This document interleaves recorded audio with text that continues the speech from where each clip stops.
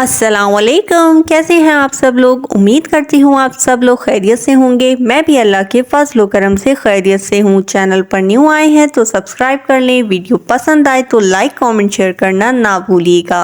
तो आज मेरे सामने एक रजब भट्ट की वीडियो को क्लिप आया जिसमें उन्होंने कहा कि आज मैं आपको बताता हूँ अपना कौन होता है। अपना वो होता है जो आपको दो जगह खड़ा मिलेगा। पहली जगह अल्लाह ना करे हॉस्पिटल के गेट के बाहर, और दूसरी जगह जेल के गेट के बाहर। यानी जो मुश्किल के वक्त में आपके साथ ना खड़ा हो वो अपना नहीं होता। ऐसे इंसान का अच्छे वक्त पर भी कोई हक नहीं होता। रजब भट्ट ने इनडायरेक्टली ये सब बातें अपनी बीवी, साले और ससुराल वालों को सुनाई हैं।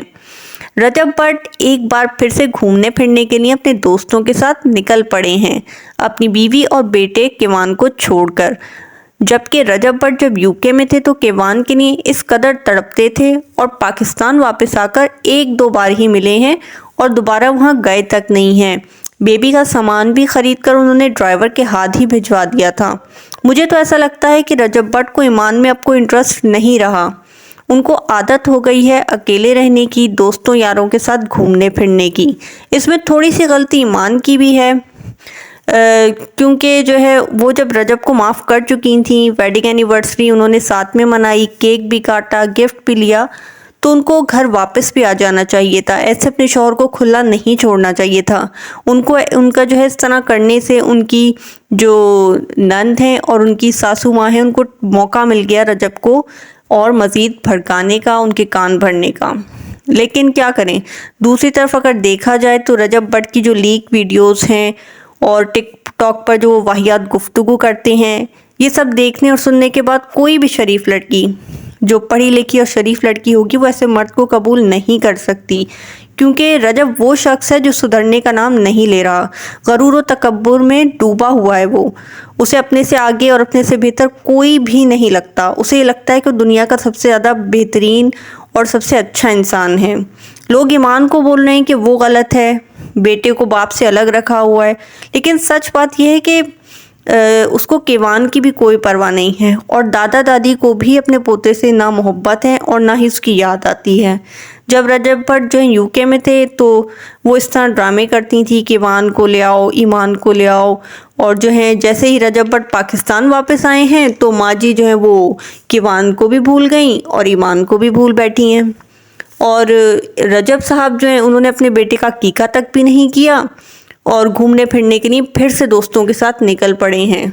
ये कैसा बेगैरत बाप है जिसको ये शर्म ही नहीं आ रही कि उसका बेटा है, उसके साथ वक्त गुजारे, अपनी बीवी के साथ वक्त गुजारे, लेकिन वो फिर से जो है निकल पड़ा है अय्याशियों के लिए, घूमने फिरने के लिए। और माँ जी को भी शर्म करनी चाहिए। वो अपने बेटे को बोलें कि बेटा तुमने शादी की है, तुम्हारी जिम्मेदारी है, तुम्हारी बीवी है, तुम्हारा बेटा है, इनका ख्याल रखो, इनको टाइम दो। लेकिन नहीं, वो तो फिर से घूमने फिरने निकल गया। और आज की वीडियो में माँ जी जो है ड्रामे करती हुई नजर आई कि वापस आ जाओ, कहाँ चले गए। बस माँ जी जो है ड्रामे करने में नंबर 1 है। और ईमान की बर्दाश्त है जो इस मुंह फट और बदतमीज़ इंसान के साथ अब तक रिश्ता निभा रही है। अब तक रिश्ता उसने रखा हुआ है। जो दिन किसी और लड़की के साथ होता है और रात में जो है टिकटॉक लाइव पर किसी और लड़की के साथ होता है। रजब और इसके घर वालों का एटीट्यूड देखकर मुझे तो ऐसा लग रहा है कि माँ जी ने जो है रजब की दूसरी शादी का इरादा कर लिया है। और सुनने में भी ऐसा आ रहा है कि जो है रजब की माँ जी का इरादा है कि उसकी दूसरी शादी करवा दें। जब ही ना वो केवान को याद कर रही हैं और ना ही रजब ईमान का नाम लेते हुए नज़र आ रहे हैं। मुझे तो उनका रिश्ता जो है बहुत ही ख़तरे में नज़र आ रहा है। क्योंकि जब शौहर जो है बीवी को इस तरह से इम्पोर्टेंस देना छोड़ दे, उसका ख्याल रखना छोड़ दे, तो फिर उनके रिश्ते के में जो है बीच में कुछ बाकी रह नहीं जाता। अब देखते हैं कि क्या होता है ईमान की ज़िंदगी का फ़ैसला।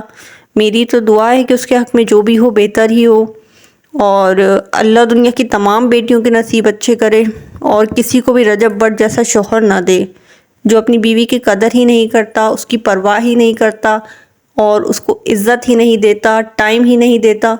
तो ऐसे शौहर का क्या फ़ायदा। आप लोगों का क्या ख्याल है, कमेंट बॉक्स में लाजमी शेयर कीजिएगा।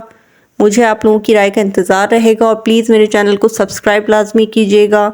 मुझे इजाज़त दीजिए। अल्लाह हाफ़िज़।